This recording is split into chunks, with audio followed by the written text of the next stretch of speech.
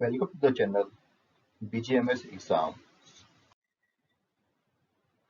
आज हम पढ़ेंगे MMR 1961 का chapter 9 transport of man and material winding in shaft का पार्ट 3।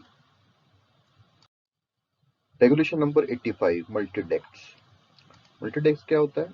जहाँ पे दो या दो से केज होते हैं। समझ लो ये एक केज, ये दो केज। यहाँ पे क्या होता है, ऐसा लिफ्ट समान नहीं, क्या लिफ्ट समझो, एक लिफ्ट में मतलब दो लोग, मतलब दो लिफ्ट एक साथ की सरफेस है। तो यहाँ पे समझ लो लैंडिंग है, यहाँ एक जगह केज रुकता है, यहाँ एक जगह। तो ये दोनों दो केज एक साथ ऊपर जाएंगे और एक साथ नीचे आएंगे। और ये लैंडिंग पे रुकेगा, ये लैंडिंग पे रुकेगा। जिसको ये ऊपर जाएगा, जिसको यहाँ लैंडिंग में उतरेगा नीचे खड़े हो जाओ, जिसको ऊपर जाना है यहाँ पे खड़े हो जाओ, और वो सीधा नीचे उतारेगा। मतलब इसमें क्या होगा, ये उसको ऊपर ले आना है तो यहाँ से जो लोग है वो नीचे आओ, ये लोग ऊपर, यहाँ से ये जाओ। तो एक साथ दो लैंडिंग में उतार, मतलब चढ़ाना, और वो दो लैंडिंग को ऊपर ले जाना, उसको बोलते हैं मल्टीडेक्स। मैंने केजेस टू और मोर डेक्स। कोई केज है, समझ लो ये केज है, वहाँ पे टू और मोर डेक। जैसे जो बस नहीं होती, जो डबल बस नहीं होती, सेम टू सेम वैसे ही केज भी होता है। जैसे यहाँ पे भी लोग बैठ सकते हैं, यहाँ पे भी लोग बैठ सकते हैं। लेकिन जो ऊपर वाले लोग हैं वो गलत अलग जगह रुकेंगे, और जो नीचे वाले लोग हैं वो अलग जगह रुकेंगे। तो उसको बोलते हैं मल्टीडेक्स। तो यहाँ पे अगर कोई केज में टू और मोर डेक्स है, तो वहाँ पे जो विच आर यूज साइमल्टेनियसली, मतलब साथ में यूज होने वाले दो और दो डेक्स है। Each floor at a landing shall be connected by effective signalling device. मतलब यहाँ पे भी एक आदमी है तो सिग्नल डिवाइस होना चाहिए, यहाँ पे भी सिग्नल डिवाइस होना चाहिए, जो बोलेंगे कि हाँ ये पहुंच गए, या तो ऊपर लो या फिर कुछ लो। With the main floor of the landing, मतलब समझ लो मेन फ्लोर, मतलब यहाँ पे जो सरफेस है, समझ लो सरफेस को मेन फ्लोर बोल सकते हैं। फिर उसके नीचे जो भी मेन फ्लोर होगा उसके लैंडिंग के होना चाहिए। At such main floor shall be give signal only after he has satisfied himself that all gates are closed. जो मेन फ्लोर वाला रहेगा वो तभी सिग्नल देगा जब वो देख पाए कि सारे गेट क्लोज्ड हो गए, तभी वो सिग्नल देगा कि उनको ऊपर ले जाओ। तो मल्टीडेक्स में वही है कि अगर दो या फिर दो डेक्स होते हैं कोई एक केज में, तो उसको बोलते हैं मल्टीडेक्स। उसमें हर एक डेक में एक सिग्नल डिवाइस, मतलब सिग्नल मैन होना चाहिए, और सिग्नल सिस्टम होना चाहिए। और जो बैट्समैन बैल है, सिग्नल मैन या फिर ऑफिशियल है, वो तभी सिग्नल देगा जब वो देखेगा कि सारे गेट्स क्लोज हो गए।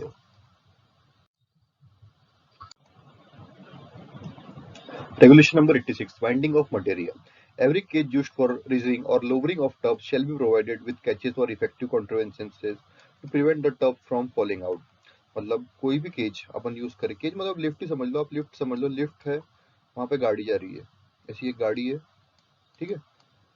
ये गाड़ी में ये गाड़ी ऊपर से नीचे जा रही है। अब ऊपर से नीचे जा रही है तो ऑब्वियसली ग्रेविटी उसमें यूज करेंगे, या फिर से स्पीड होगा तो ऑब्वियसली वो टब गिर सकता है। तो कैचेस लगे रहते हैं, मतलब यहाँ पे कैसा कैचेस लगा रहता है, यहाँ पे कैसे कैचेस लगा रहता है। तो वो क्या करता है, और उसके बैक साइड में भी सेम टू सेम ऐसे कैचेस लगे रहते हैं, और गेट बंद रहते हैं ऑब्वियसली। तो वो क्या करता है कि जो टब है उसको गिरने नहीं देता। तो वो कैचेस और इफेक्टिव कॉन्ट्रीवेंसेस जिसको जैसे टब गिरे ना, तो वो सब यूज होते हैं। Floor of every cage shall be kept clean. जो हर केज है, केज को लिफ्ट ही समझो, केज को क्लीन समझेंगे। और नो स्कीप और बकेट और tub shall be filled up to such height that any of the contents plant can fall out. ये बकेट है, यहाँ पे अपना जो माल है या फिर मटेरियल जो भी, मतलब जो मिनरल है जो आपके माइंस में होता है, अगर वो ले जा रहे हैं अपन, तो उसको ऐसा ऊपर तक नहीं भरेंगे ताकि कोई भी चीज नीचे गिरे और वहां पे कोई आदमी काम करे तो उस पर इफेक्ट पड़े। तो उसको इतने हाइट तक के नहीं भरना है कि वहां से जो कंटेंट है वो फॉल हो।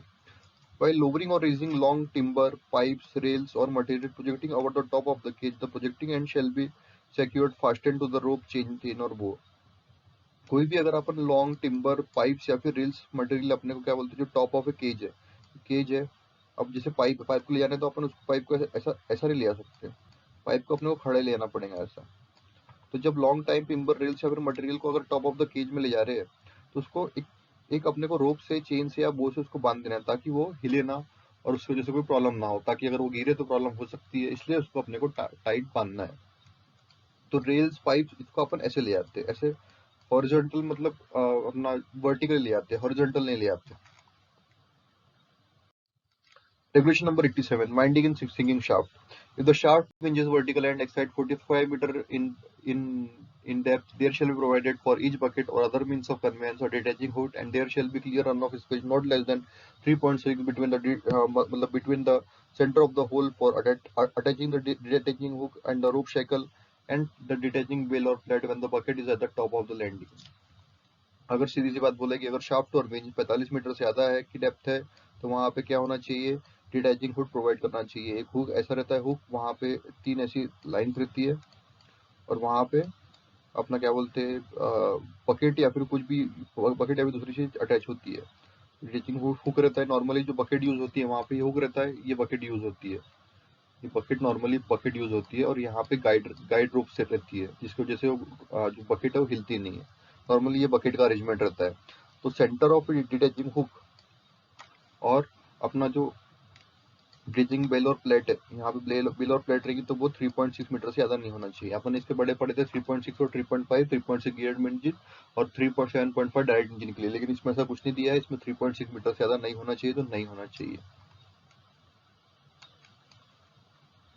ठीक है, 3.6 मीटर से कम नहीं होना चाहिए, ज्यादा हुआ चलता है, 3.6 मीटर से कम नहीं होना चाहिए। कम से कम इसमें जो डिस्टेंस हो अच्छा मेंटेन हो, ऐसा नहीं एकदम चिपक के रहे, ऐसा नहीं होना चाहिए जब वो बकेट या फिर वो टॉप ऑफ लैंडिंग हो तब।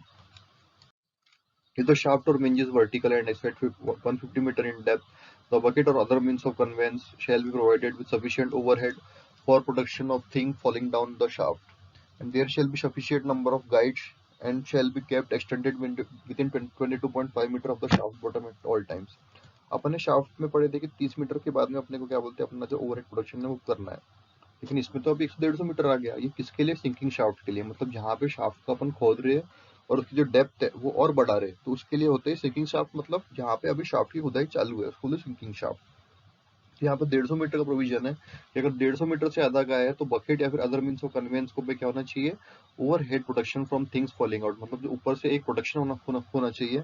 नॉर्मली ये अपनी बकेट रहती है, बकेट के ऊपर में ऐसा प्रोटेक्शन रहता है, ऐसे ऐसे ऐसे शेप का रहता है, कोन शेप का, ताकि कोई भी चीज गिरे तो ऐसे टकराए और नीचे चले गए, तो टकराए और नीचे चले जाए, तो उसकी वजह से वो ओवरहेड प्रोटेक्शन बोलते हैं। तो और उसमें सफिशिएंट नंबर ऑफ गाइड्स मैंने बताया था, जैसे बकेट्स है सिंकिंग शाफ्ट में, तो गाइड्स एक ऐसी रोप रहती है ऊपर से लेकर नीचे तक के, तो वो जैसे जैसे बकेट में ऐसी रोप अटैच है तो क्या होंगे, बकेट हिलेगा नहीं, बट प्रॉपर मतलब प्रॉपर एक ऐसा पर्टिकुलर चीज में से जाएगा, नीचे जाएगा। तो गाइड्स यही चीज है, समझ लो 2 रोप है और 2 रोप से अपन उसको वापस से अटैच करें, मतलब अगर अपन एक रोप से कोई भी चीज को अटैच करेंगे तो ऑब्वियसली वो हिलेंगी, लेकिन अगर 3-4 रोप से अपन अटैच करेंगे तो वो क्या होगा कि वो हिलेंगे नहीं। तो गाइड्स कहाँ तक के, बॉटम से लेकर 22.5 मीटर तक के अपने को वहां तक रहना चाहिए। अपने बॉटम से बहुत सारी चीज पड़े, बॉटम से 7.5 मीटर भी पड़े कि 7.5 मीटर के ऊपर मतलब अंदर ही बकेट अपनी क्या बोलते हैं लोवेस्ट लैंडिंग, या लोवेस्ट लैंडिंग प्लेन से 7.5 मीटर से ज्यादा स्पेस होना चाहिए। और इसने क्या बोला कि लोवेस्ट लैंडिंग प्लेन प्लेस है 22.5 मीटर से अपने को गाइड्स प्रोवाइड होना चाहिए। Two separate means of interchanging districts and definite signal between the bottom and the top of the shaft, जो बॉटम है शाफ्ट का और टॉप है, तो वहां पे 2 सिग्नल अपने को, जो 2 टाइप के अपने को सिग्नल ट्रांसमिट करना है। नॉर्मली क्या करते हैं अपन, एक इलेक्ट्रिकली और एक मैकेनिकली। समझ लो इलेक्ट्रिकली मतलब by electrical, by bellman, by bell देता है वो 3 घंटे का, उसको इलेक्ट्रिकली बोलते हैं। और मैकेनिकली मतलब अगर समझ लो अगर लाइट चले जाती है, अगर जनरेटर भी खराब हो जाता है और लोग फंस जाते हैं, तो एक मैकेनिकल सिग्नल रहता है। मतलब जो ये सिग्नल रहता है वो यार बहुत कम, आपने बहुत कम देखे होंगे। तो सिग्नल एक ऐसा रहता है, यहाँ पे अपने को 4 बार यहाँ पे घंटे रहती है, मतलब यहाँ पे एक बेल रहती है, उसको 4 बार अपने को पैर से दबाना रहता है, 1 2 3 4। तो वैसे ही वो सेम टू सेम शाफ्ट के टॉप टॉप में भी वहाँ पे उसको 4 घंटी सुनाई देती है एकदम। इसका जो वॉल्यूम है, वॉइस है, वो ज्यादा लाउड नहीं रहता, लेकिन ये इतना है कि वो काम कर सकती है। तो 2 सिग्नल मतलब एक इलेक्ट्रिकल एक मैकेनिकल फ्रॉम शाफ्ट टॉप के उसमें, और चार्जमैन और पथरन मतलब जो चार्जमैन जो मैनेजर जिनको ऑथराइज करेगा वही सिग्नल देगा। 88. Winding ropes. No rope, bar, link, chain, or other attachment of the cage or shall be used unless it is of good quality and manufacture is free from any visible defect and is of adequate strength. मतलब रोप बार और link और chain या फिर जो भी अपना जो case से अटैच कर रहे हैं वो तब तक यूज नहीं करेंगे तब तक कि उसकी अच्छी क्वालिटी हो, उसका जो मैन्युफैक्चर में ने दिखाया कि उसको कोई फिजिकल डिफेक्ट नहीं है और वो अच्छी स्ट्रेंथ की हो। एक्सेप्ट इन सिंकिंग शाफ्ट, जहाँ पे शाफ्ट खुद रहा है और उसकी जो डेप्थ है वो 30 मीटर से कम है, तो every winding rope shall be made of A cold drawn steel wire. अगर सिकिंग शाफ्ट को छोड़ के जहाँ पे 30 मीटर की कम की डेप्थ है, सिकिंग शाफ्ट में भी अगर 30 मीटर से ज्यादा की डेप्थ है तो वहाँ पे वाइंडिंग रोप को अपने को कोल्ड रॉड स्ट्रेट वायर से अपने को बनना ही होना चाहिए। नो स्प्लाइस रोप, रोप मतलब एक रोप के ऊपर एक रोप आना को बोलते हैं स्प्लाइड रोप, मतलब to be use for winding purposes. No spliced rope to be use in winding purposes. ये सबसे इम्पोर्टेंट फैक्टर है। The safety factor of a rope, the ratio between the breaking load on the rope at any point and the maximum static load. Maximum static load मतलब कि कितना load ये अपन इसको दे सकते हैं रोप को, and the cage is at lowest working points. तो अपना जो सेफ्टी फैक्टर क्या है, जो जो केज अपना मैक्सिमम स्टैटिक लोड मतलब जो केज है वो कितना लोड ले सकता है, और ब्रेकिंग लोड ऑफ ए रोप मतलब रोप कितना लोड ले सकती है। तो ये दोनों का जो फैक्टर है उसको बोलते हैं सेफ्टी फैक्टर ऑफ ए रोप। मतलब मैक्सिमम स्टैटिक लोड मतलब ये केज में कितना लोड ले सकता है, और ब्रेकिंग लोड ऑफ ए रोप मतलब जब जब केज लोवेस्ट वर्किंग पॉइंट पे है उसको बोलते हैं सेफ्टी फैक्टर ऑफ ए रोप। उसके जो ये रेशो दिया है, तो सबसे ज्यादा 10 दिया है और सबसे कम 6 दिया है, और वो 1000 से लेकर 1500 तक के दिया है। इससे ज्यादा की डेप्थ में अब तक केच नहीं गया है, इसलिए 6 तक के रखे अपन ने। तो सबसे ज्यादा 10 और सबसे ज्यादा 6, सबसे कम 6, 10 और 6, और सबसे कम डेप्थ 300 से कम, और सबसे ज्यादा डेप्थ 1000 से 1500 तक के।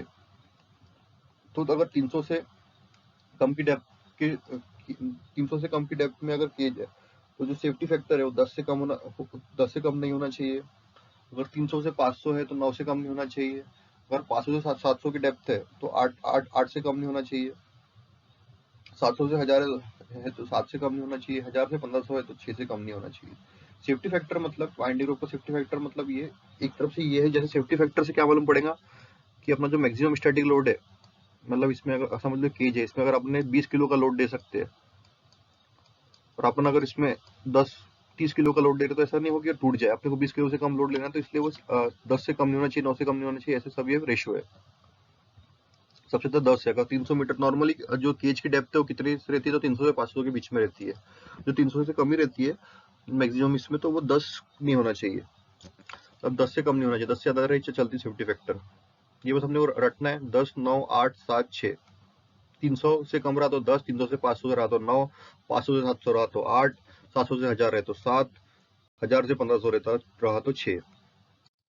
Every rope in use certificate showing its breaking load, quality, construction, and diameter obtained from the manufacturer or supplier, and the history of its use, including a record of diameter of drum sheaves it fully used in conjunction with the rope, shall be kept in the book signed by the engineer and countersigned by the manager.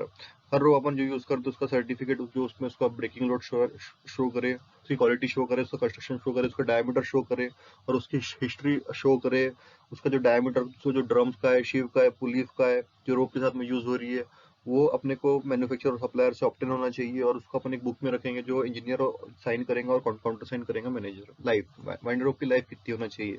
No winding rope shall be used for more than 3.5 years. कोई भी winding रोप अपन 3.5 year से ज्यादा use नहीं करेंगे। अगर 3.5 year से ज्यादा use नहीं करना है, अगर 3.5 ईयर्स हो गई वो रोप को, कैसी भी कंडीशन में रहे, अपने को रोप को वापस मतलब नहीं करना है। No capping to be used. अब क्या होता है कैपिंग? कैपिंग मतलब होता है जैसे रोप है, रोप रिकैपिंग पड़ता है अपन की हर 6 महीने में। रोप रिकैपिंग करना चाहिए, हॉलेज के भी 6 महीने में, और अपना जो सिंकिंग शाफ्ट है उसके भी 6 महीने में। रोप रिकैपिंग मतलब समझ लो ये रोप है, तो अपन जैसे कोई भी नॉर्मली रस्सी है, रस्सी मतलब रोप में भी क्या होता है, एक स्प्रिंग समान चीज है रोप भी। अगर यहाँ से भी ज्यादा खिंचाव बढ़ेगा तो वो ऐसी ऐसे खिंच जाती है। समझ लो 10 मीटर की है और उस पर लोड पड़ता गया अपना 6 महीने तक के, तो वो क्या हो जाएगा, 10 से 12 मीटर की हो जाएंगी। 12 मीटर से क्या हो जाएंगी, थोड़ी खींच जाएंगी। ऑब्वियसली ना, इसको यहाँ से भी खींच रहा है इंसान, यहाँ से भी खींच रहा है, और वो भी लगातार 6 महीने खींच रहा है, तो बढ़ जाएंगी। तो रोप रिकैपिंग क्या होती है, ये रोप में एक अपन व्हाइट मेटल प्योर करते हैं। यहाँ पे ऐसा एक अपना एक सॉकेट रहता है। सॉकेट को क्या करते हैं अपन, 100 डिग्री तक के हीट करते हैं ताकि वो हीट हो जाए अच्छे से। फिर अपना जो रोप है, रोप में एक व्हाइट मेटल प्योर कर रहे हो, 300 डिग्री सेल्सियस से लेकर 363 डिग्री सेल्सियस का उसका रेशियो अपन पढ़ेंगे। तो व्हाइट मेटल को प्योर करके कैसा, वो रोप को अपन स्ट्रेंथ दे देते हैं, ताकि वो रोप में वो मेटल अगर आता है तो वो रोप थोड़ा मोटा हो जाता है और उसकी जो स्ट्रेंथ है वो बढ़ जाती है। ठीक है।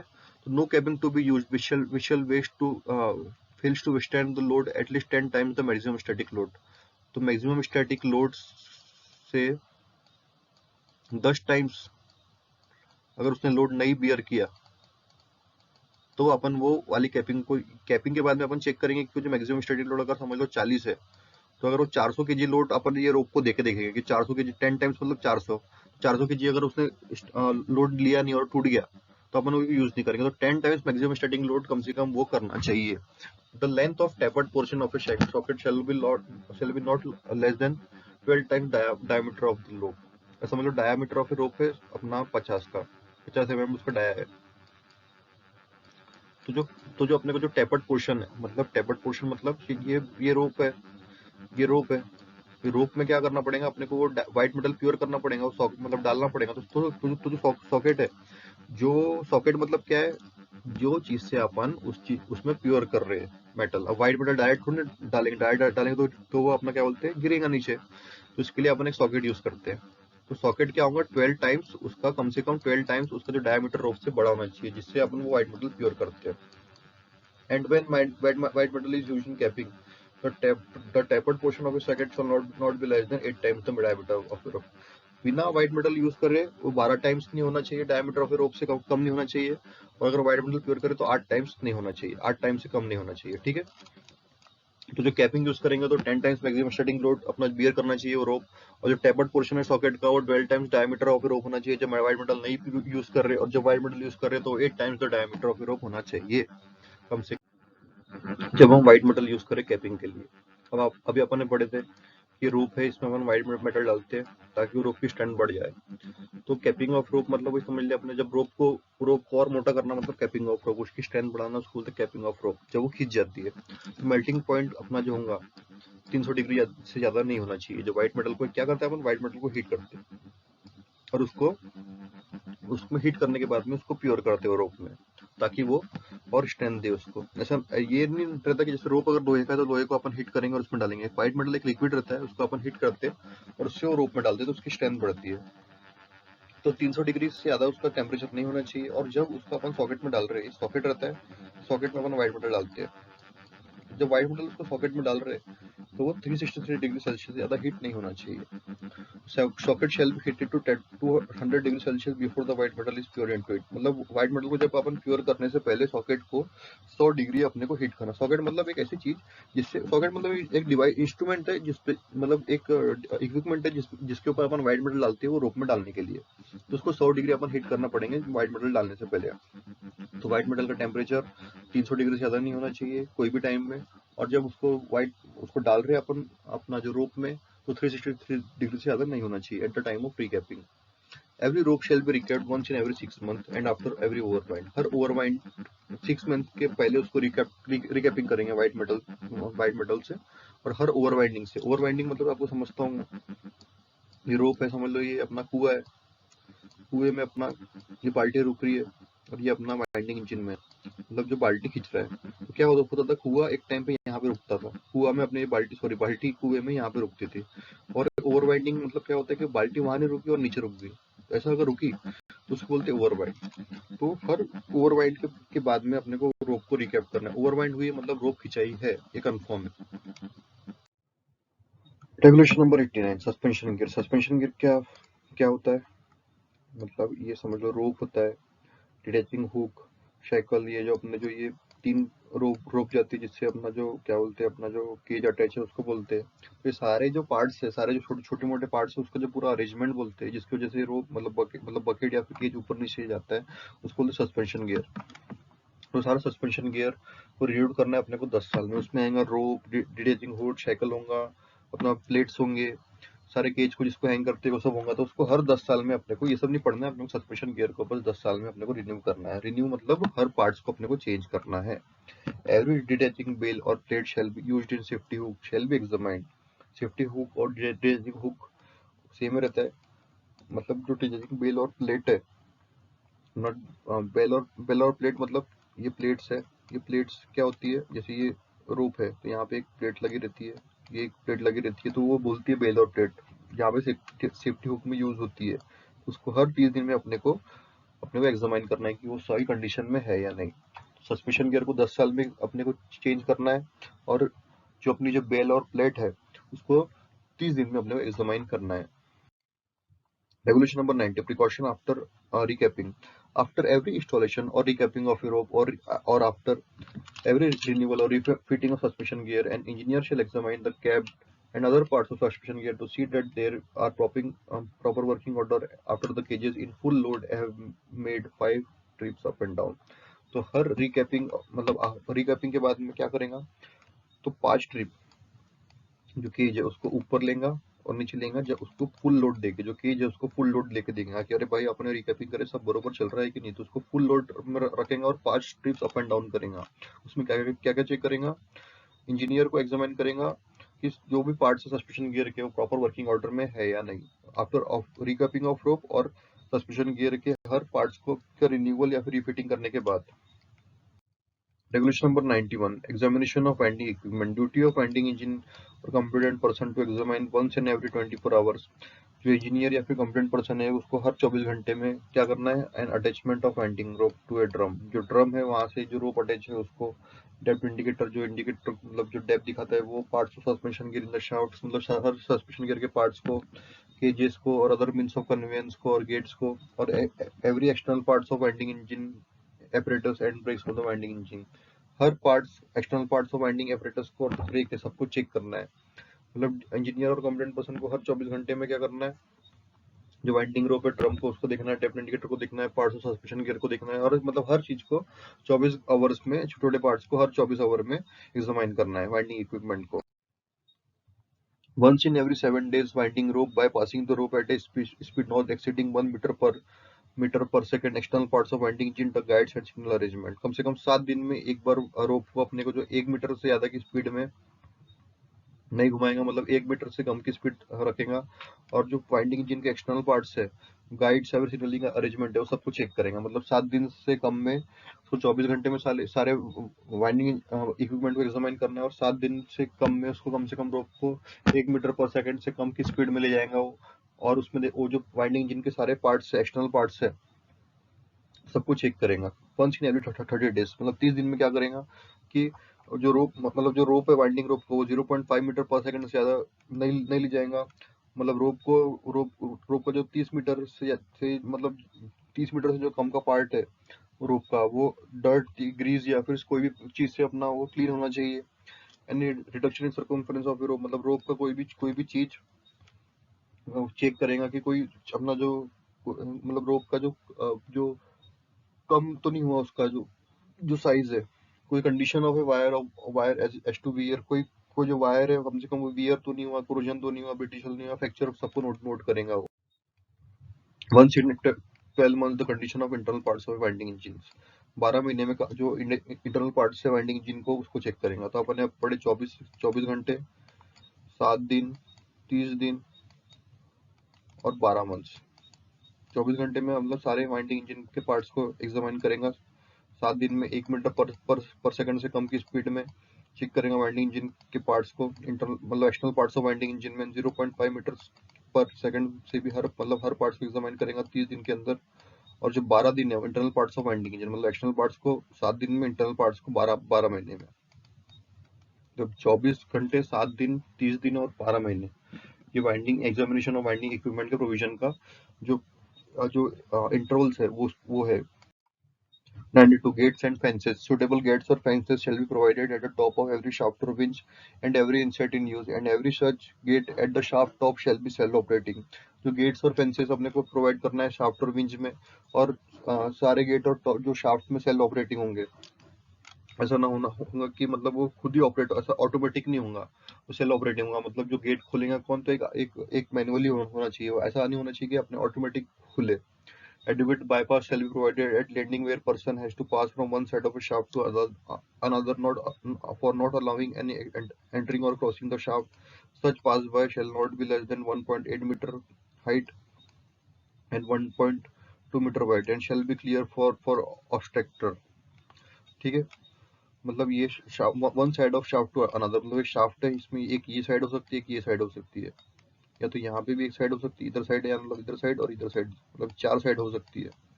तो जो 4 साइड में जहाँ से अपने को एक शाफ्ट के पार्ट से दूसरे पार्ट ऑफ शाफ्ट में जाना है, तो 1.8 मीटर हाइट उसकी होना चाहिए और 1.2 मीटर विड्थ होना चाहिए, मतलब हाइट और विड्थ और इसमें अपन ने पढ़े थे कि अगर दो शाफ्ट की जो सेकंड आउटलेट में पढ़े थे कि अगर दो दो सेकंड आउटलेट है तो उसकी जो दूरी है वो 15 मीटर से ज्यादा होना चाहिए, और जो उसका जो बाईपास है वो उसकी हाइट तो सेम है 1.58 मीटर हाइट, लेकिन जो विड्थ है वो 1.5 मीटर है। तो इनमें दोनों में कंफ्यूज मत होना। अगर एक शाफ्ट से दूसरे शाफ्ट में जाना है तो शाफ्ट के एक साइड से दूसरे शाफ्ट के साइड में जाना है तो 1.8 metre height into 1.2 metre wide है। और अगर सेकंड आउटलेट की बात हो, मतलब एक आउटलेट से दूसरे आउटलेट में जाना है तो 1.8 मीटर हाइट और 1.5 मीटर विड्थ होना चाहिए।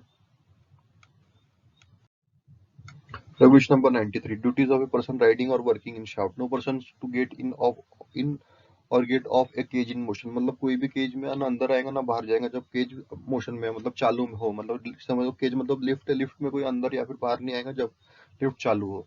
No person to ride on the top of the edge और एनी केज, कोई भी इंसान लिफ्ट के टॉप में नहीं जाएगा। Obey order and direction of a banksman और बिलमैन।